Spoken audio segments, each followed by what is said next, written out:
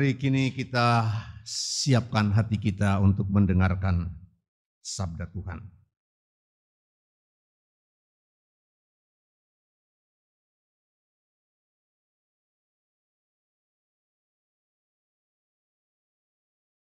Bacaan kita sinodal Gereja Kristen Pasundan mengajak kita membaca kitab Ayub pasal 2.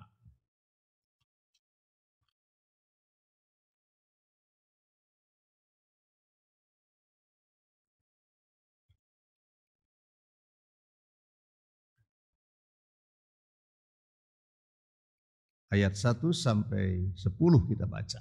Mari berdoa. Dengan rasa syukur yang besar Tuhan, kami hampiri hadirat-Mu. Dengan kegembiraan yang luar biasa ya Allah. Inilah kami, izinkan kami untuk boleh makin mendekat kepada Bapa.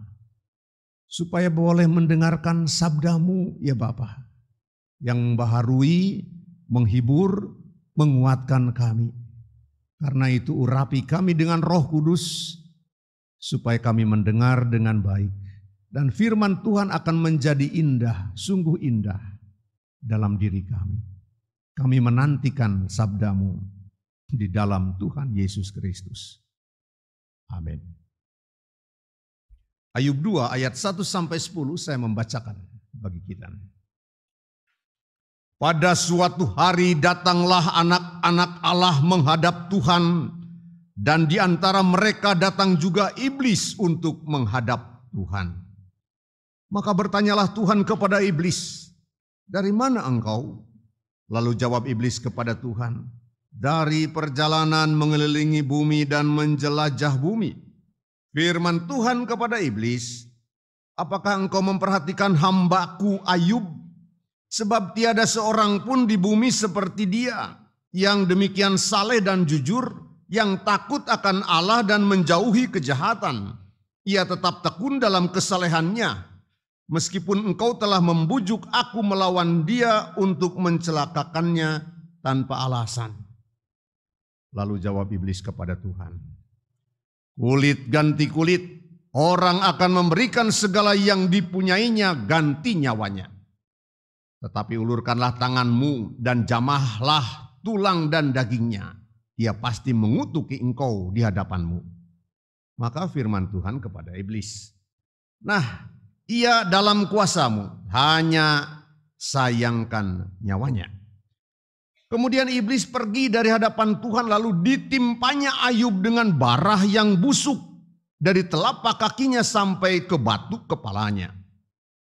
Lalu Ayub mengambil sekeping beling untuk menggaruk-garuk badannya sambil duduk di tengah-tengah abu. Maka berkatalah istrinya kepadanya, "Masih bertekunkah engkau dalam kesalehanmu? Kutukilah Allahmu dan matilah." Tetapi jawab Ayub kepada istrinya, "Engkau berbicara seperti perempuan gila. Apakah kita mau menerima yang baik dari Allah, tetapi tidak mau menerima yang buruk?" Dalam kesemuanya itu Ayub tidak berbuat dosa dengan bibirnya. Berbahagialah orang yang mendengarkan firman Allah dan yang memeliharanya di dalam hidupnya. Haleluya. Haleluya. Haleluya.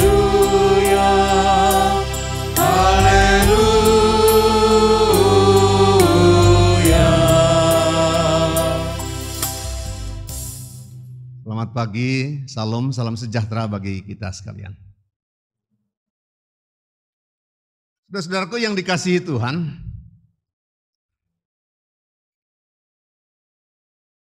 pendeta itu tempat orang datang untuk curhat. Salah satunya ya, Bapak Ibu Saudara.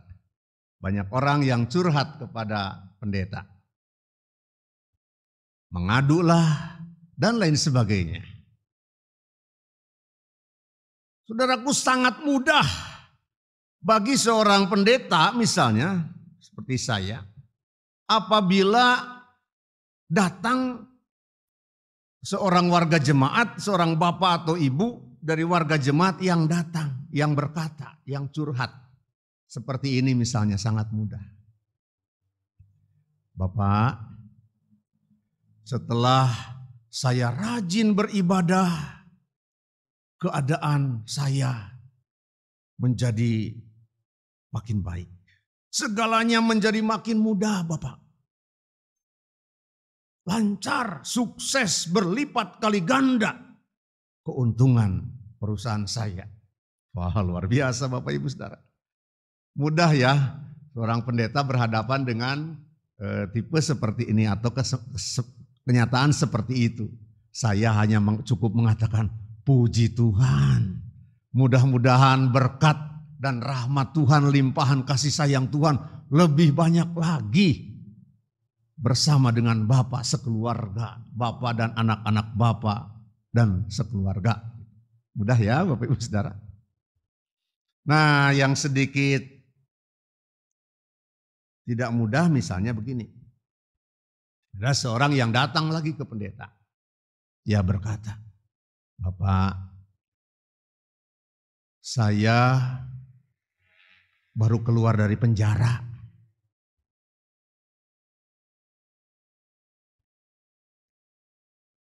Istri saya minta pisah, Bapak. Selama atau sewaktu saya di penjara. Bapak kan pasti tahu ya. Saya sedih, saya bingung. Saya mau melangkah bagaimana lagi. Tapi Bapak, saya sadar semua kepahitan ini adalah kesalahan saya. Saya hilap, saya tidak hati-hati. Mungkin Tuhan menegur saya. Saya mohon didoakan. Ya, agak mudah ya bagi seorang pendeta. Ayo kita berdoa gitu ya.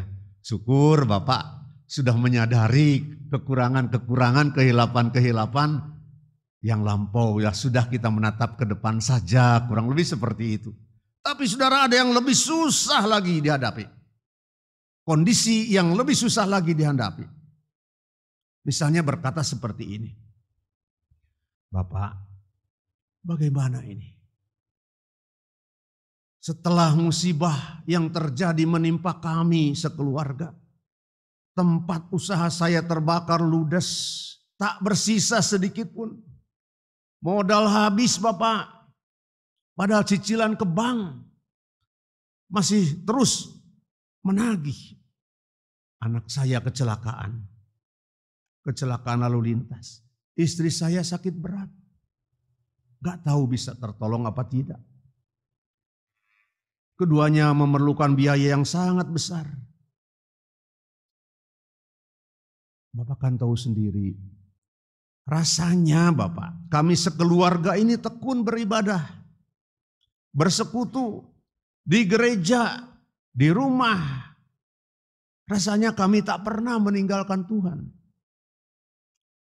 Jadi apa salah saya Bapak? Apa salah kami? Apa kesalahan kami kepada Tuhan? Saudara-saudaraku yang dikasihi Tuhan, ini susah ya. Pendeta tahu bahwa betul semua yang dikatakan oleh dia yang datang mengadu, curhat.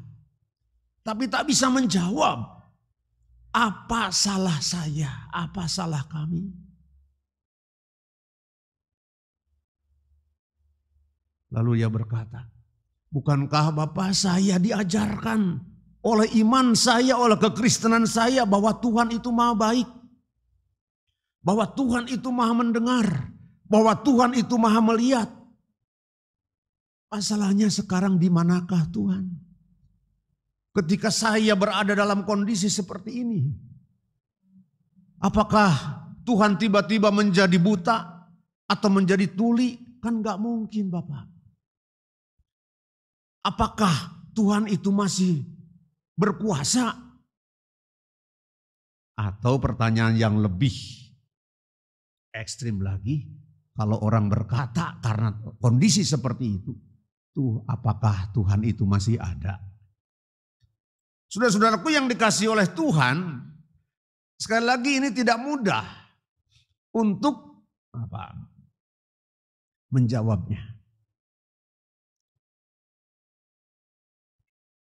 Dan mungkin ini bukan hanya pertanyaan Bapak dalam cerita ini. Mungkin itu juga pertanyaan ada banyak di antara kita yang merasa berada dalam posisi seperti itu. Ketika badai kesulitan terus seakan-akan menggulung kehidupan kita. Kehidupan kami. Di mana salah saya? Di mana Tuhan? Apakah Ia masih ada, masih berkuasa? Saudaraku yang dikasih oleh Tuhan, kalau kita dihukum, merasa dihukum, karena kita tahu kesalahan kita, rasanya tidak terlalu masalah ya, orang kita tahu kesalahannya. Bayangkan Bapak Ibu Saudara, kalau ada kondisi kita merasa terhukum, sementara kita tidak tahu apa yang menjadi kesalahan saya. Kalaulah misalnya kita dihukum tanpa keadilan oleh raja yang lalim, gak masalah juga. Kita udah tahu kan, dia penjahat, dia raja lalim, dia penguasa yang jahat. Lah ini kita tahu Tuhan itu maha baik, Tuhan itu maha mendengar, Tuhan itu penolong. Tapi kok mengapa Ia diam? Saudaraku yang dikasihi oleh Tuhan, pendeta tidak bisa menjawab begitu saja. Tidak semua hal bisa dijawab oleh yang namanya pendeta sekalipun. Syukur puji Tuhan Bapak Ibu Saudara. Alkitab punya sebuah cerita tentang sosok yang bernama Ayub ini. Yang diajak kita baca bersama pada saat ini. Di mana secara umum cerita Ayub ini ingin mengatakan kepada kita sekalian pada saat ini. Dalam kesulitan, dalam penderitaan, Ayub justru bisa menemukan Allah. Dalam penderitaan ia menemukan Allah. Saudara, cerita Ayub mengatakan, simpelnya, kalau kita bicara kehilangan, orang atau dia yang paling banyak kehilangan adalah Ayub. Bayangkan, ia punya nama baik, ia punya kekayaan yang banyak, ia saleh, ia dermawan, ia taat kepada Allah. Hartanya memang banyak. Tiba-tiba semuanya musnah. Tiba-tiba semuanya hilang. Bukan hanya kambing, domba, lembu, sapi, tapi juga semua anak-anaknya meninggal. Bukan hanya itu, ia juga kehilangan kesehatannya. Kita menggambarkan seakan-akan Ayub tinggal tinggal kulit dan tulang. Bukan hanya itu, ada borok di sekujur tubuhnya. Borok disertai rasa gatal sedemikian rupa. Sehingga kuku-kukunya seakan tak cukup untuk ia menjadi alat penggaruk. Ia harus mengambil kaca atau beling untuk menggaruk bagian tubuhnya yang terasa gatal karena borok itu. Pasti ya kita membayangkan akan makin dalam lukanya. Itulah Ayub. Semuanya hilang dari dirinya. Lalu istrinya berkata, ini juga Bapak Ibu Saudara. Ayub suamiku, tinggalkan Tuhan. Buat apa lagi engkau menyembah Tuhan? Tinggalkan dia lalu matilah katanya. Saudara dalam Tuhan, istrinya pun berarti meninggalkan dia secara meninggalkan kebersamaan, meninggalkan kerukunan, meninggalkan topangan. Semua hilang dari diri Ayub. Yang tidak hilang dari diri Ayub hanya satu, yaitu keyakinannya bahwa Allah itu baik. Saudara yang terkasih dalam Tuhan, Ayub seakan-akan berkata, semua boleh terlepas dari genggamanku, asal aku jangan melepaskan genggamanku pada Tuhan. Semuanya boleh sirna, asal Allah tidak sirna dari diriku. Saudaraku dalam Tuhan. Karena itulah tinggal satu-satunya miliknya. Kalau ia tidak lagi memiliki keyakinannya akan Allah yang maha baik, yang maha kuasa, apalagi yang ia punya. Segalanya boleh hilang, boleh dicabut dari dirinya, tapi ia akan terus menyimpan Tuhan di dalam hatinya. Tak ada yang dapat memisahkan dia dari Tuhan. Itulah hartanya yang terakhir. Dalam segala pertanyaan, Ayub tetap bertahan bahwa Tuhan itu baik. Ia yakin, sehingga ia berkata kepada istrinya, kamu seperti orang gila. Mengapa kamu hanya mau menerima yang baik saja dari Tuhan, sementara yang tidak baik kamu tidak mau terima? Saudara-saudaraku dalam Tuhan, ini adalah ungkapan iman, ungkapan keyakinan dari Ayub yang juga hendak disampaikan kepada kita sekalian yang memiliki pertanyaan-pertanyaan seperti Ayub, seperti cerita di awal renungan ini. Saudara yang dikasihi oleh Tuhan, menemukan Allah dalam penderitaan. Kita diajak menjalani kehidupan ini untuk terus berjuang dan berjuang seperti perjuangan Ayub. Seperti perjuangan Tuhan Yesus Kristus ketika ia harus menapaki penderitaan menuju Bukit Golgota. Ia merasa ditinggalkan oleh semuanya. Bahkan ia merasa ditinggalkan oleh bapaknya. Sehingga ia berteriak, ya Allahku, mengapa engkau meninggalkan aku?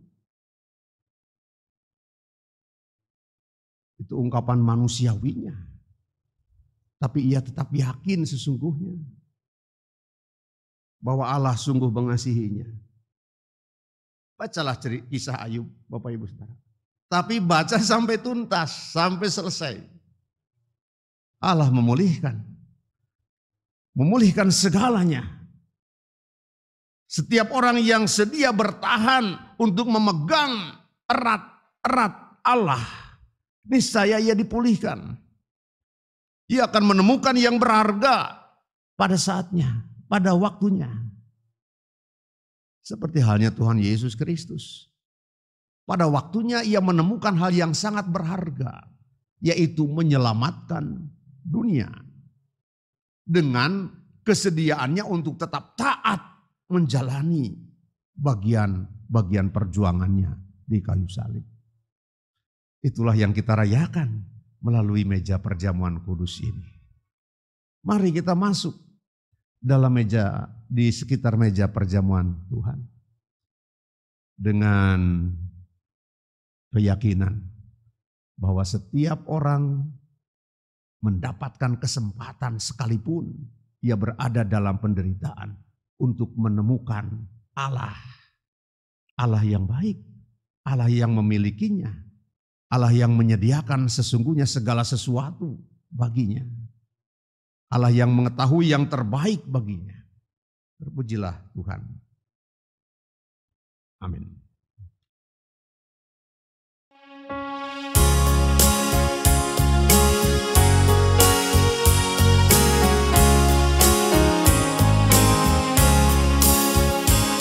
Bagi